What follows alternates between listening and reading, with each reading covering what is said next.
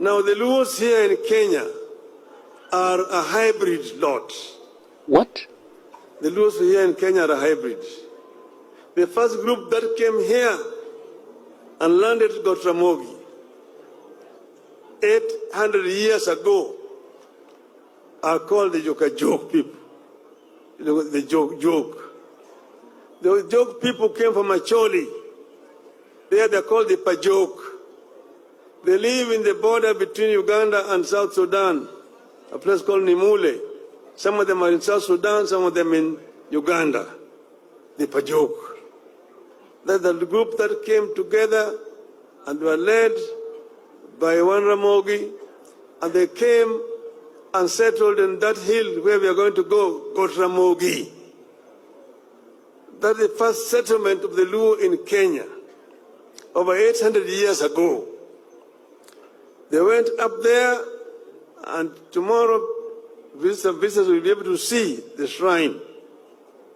There's a place where they settled, their home, Dala. There's a house there, Ot. Then several houses of wives there are there. We have recreated them. There's also Dual of Ramogi. And then there is Cool, where they were keeping cattle. Then there's also Rapogi. Rapogi is a big rock where they used to sharpen their spears and arrows when they were going to war. Then there is also Pong, a grinding stone that they used to grind millet and other grains. And there is also Lodge. This lodge was where they were hitching cows. It was put on the ground, but it grew up and became a big tree. It is there up to today. There's also Soko, where they used to get water, fresh water. It's there, that's Soko up today. The Virgin Maria people go to baptize people there up to now. So all that is there is a big history of the Luo people. That's why we said we are making Ramogi Hill a shrine of the Luo. There's now a hut which is called Siaya. And the hut which is called Kisumo. And the hut is called Homa Bay. Another one is called Migori. Symbolic to the clans here, there. Now the joke people, today in present day Luo, joke, are, you need to know that when the population grew up, they started now to move out. Hey, hello? Hello?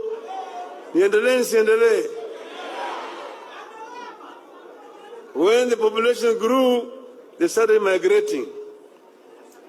And they migrated, and this place here, Migwena, became the dispersal point. But the first to move out of the Gotramogi was Alego. Alego Mawuramogi. The one who moved from Gotramogi first and crossed the River Yala into present-day Alego. Now, today, in the present-day Alego, the descendants of Alego himself are three clans. The Jokanyinek, Seje, Mabuda Alego Maduong, and Dengi. Those are the descendants of Alego. The rest are actually settlers. Then it took 250 years before the second group of migrants came. 250 years. When the second lot came, this one came from the Padola.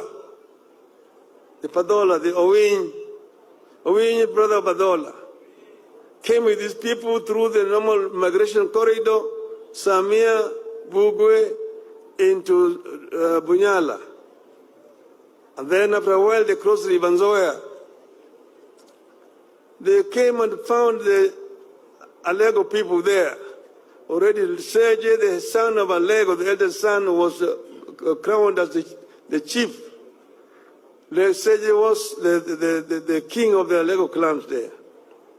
But when they came, they said, we cannot be ruled by another king because Oweny had already been made a king in Manyala.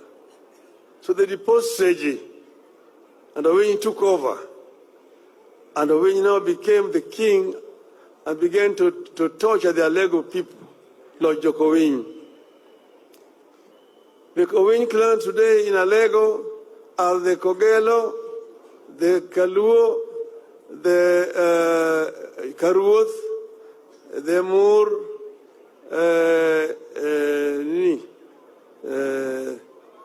there's other people around here, Karapul.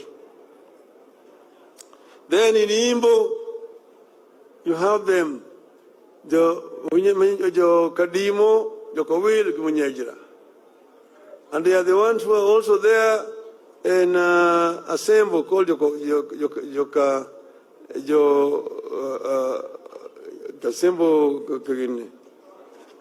Kanyigoro. And this also the Waundu in Sadoka. The Jok people are Asunda Lego, the others are Oyua Nyakaj, others are Owidi and Rombo Kisumo, Nikal Seme, Rachuanyo, and Chuanya, Karunguka Dame, and Kaboch and Kanyamua in South Nyanza. Those are the Jok people. The third wave of migrants came from the Aluru, who are from the West Nile and Eastern DRC. They are called the Jokomolo. There they are called the Paimol.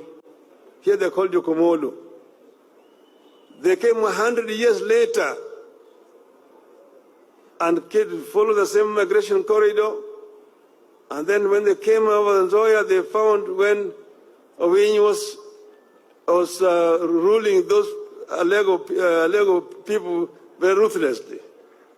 They teamed up with the Alego people and with the post Oweny, and Serge became the leader again. The Molo people. Their first settlement is a Alego place called Boro.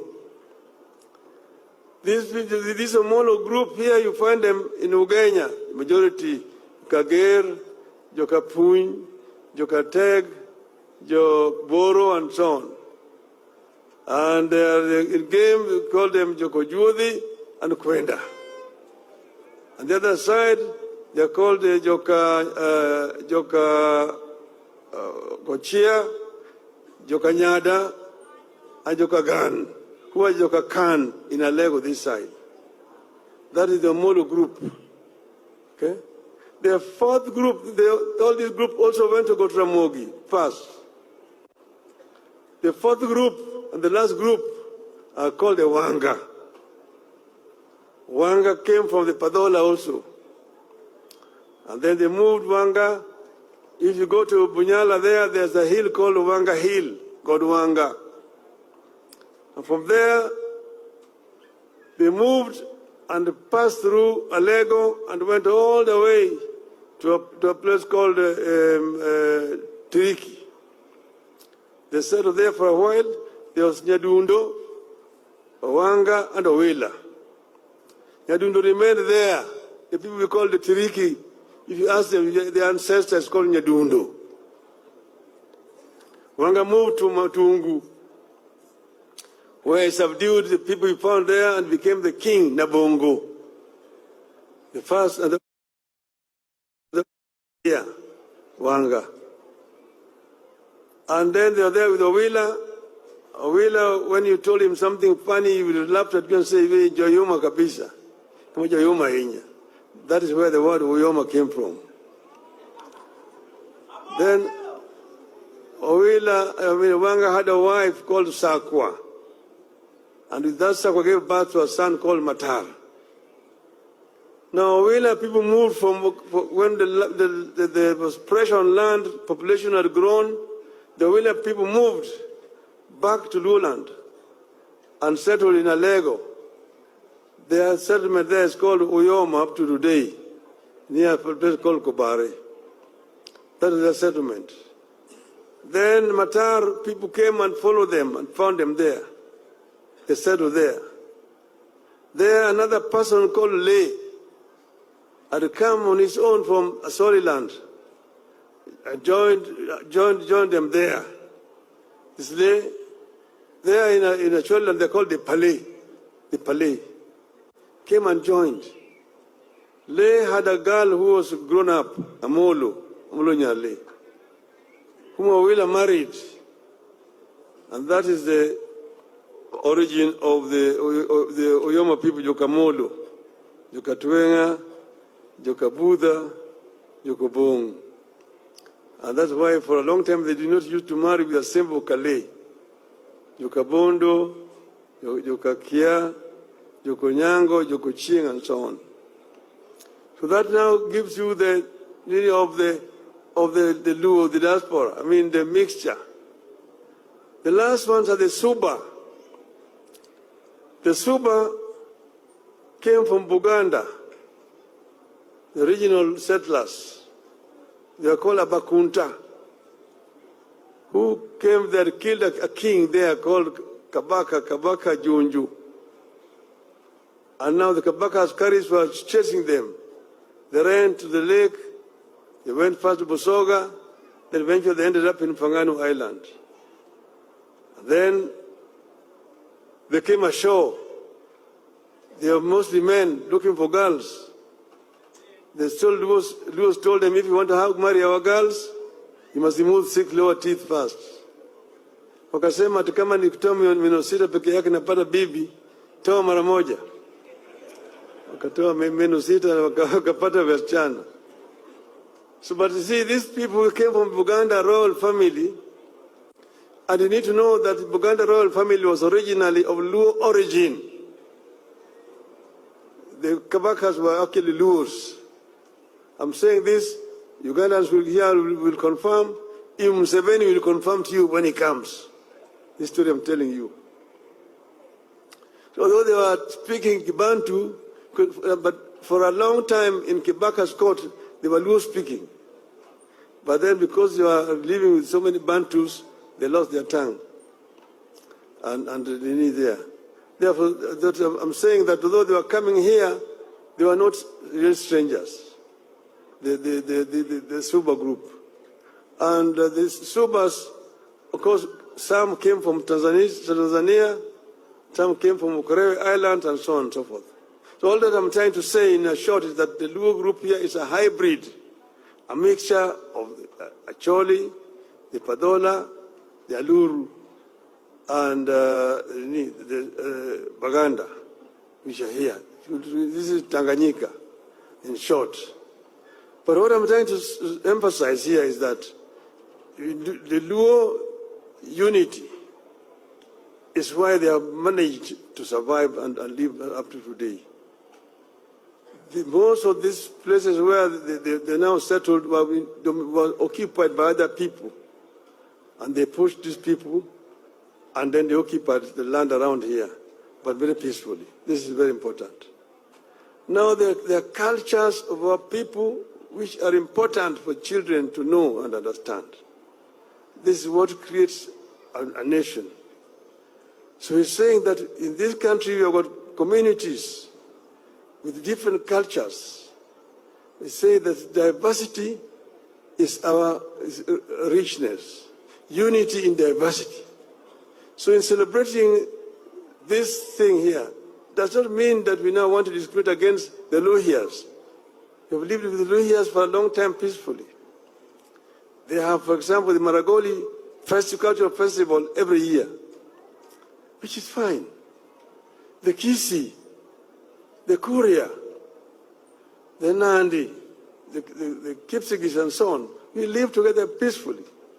So what we're trying to do here is not exclusive. We're not trying to discriminate against any other community. We just want our people to understand our culture, and it is important. And also to participate also in business and also in other activities that make life bearable for communities. This is Legrand from Simple Generations.